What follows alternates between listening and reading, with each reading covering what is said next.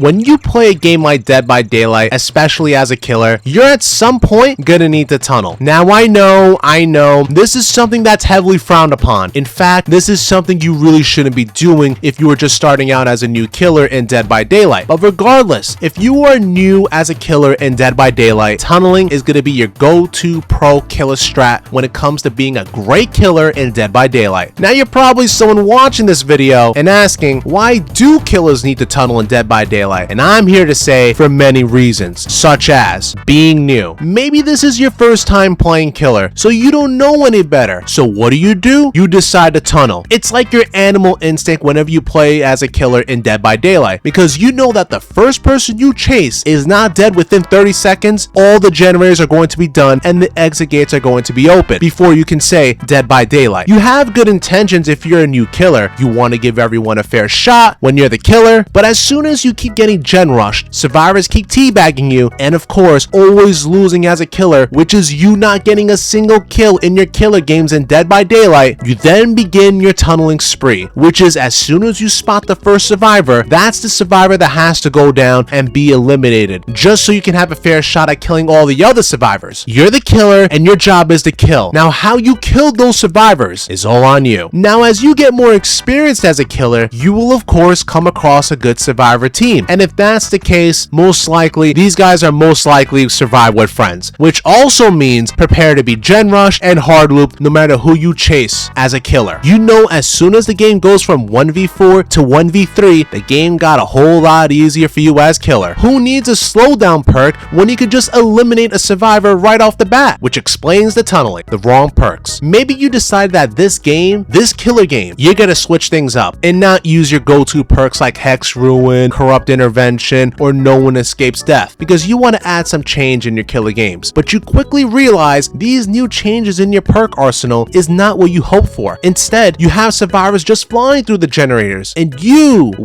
realize using perks like Barbecue and Chili or Nurse's Calling is something you heavily rely on. So just for this match, you're gonna start tunneling, just so you can make up for the fact that you chose the wrong perks for this killer game, because they can. Honestly, some killers tunnel just for the sake of tunneling. They do this strictly because, well, they can tunnel, so they are gonna tunnel because they can do it and no one can stop them. Sure, you can throw down all the pallets you want, but at some point you're gonna run out of pallets. And the question I want to ask you is this: what are your teammates doing? Because all I see on the screen are 5 generators still remaining, which also tells me your team didn't do shit, because you've been running around the map for almost 4 minutes and still no one did a generator. And this is why the killer decided to tunnel, because they can tunnel you, because they also know that there's a high chance your teammates are probably doing everything else except working on generators. And also, some killers just want to tunnel for the sake of tunneling, even though that poor survivor did nothing wrong to the killer to deserve such harsh tunneling. Zero punishment. Now, although tunneling is a big no-no in Dead by Daylight, aside from receiving a massive amount of salt in the endgame chat, to be honest, there is no punishment for this kind of gameplay, which is why killers tunnel in the first place. Now, the only way to combat the tunneling is looping the hell out of that killer and hoping to God that your teammates got the IQ necessary to know that this is the best time to get those generators running so the game can be over with in under 5 minutes. In the end, tunneling is a big no-no, but if a couple of generators are popped and there are still 4 survivors alive, I guess it's time for you, the killer, to start eliminating someone ASAP. But with that being said, what are your thoughts on tunneling in Dead by Daylight? Do you love it? Hate it? Do you think it's necessary? Regardless, if the killer I'm facing has to tunnel, it is what it is, because I'm here to survive and the killer is here to kill.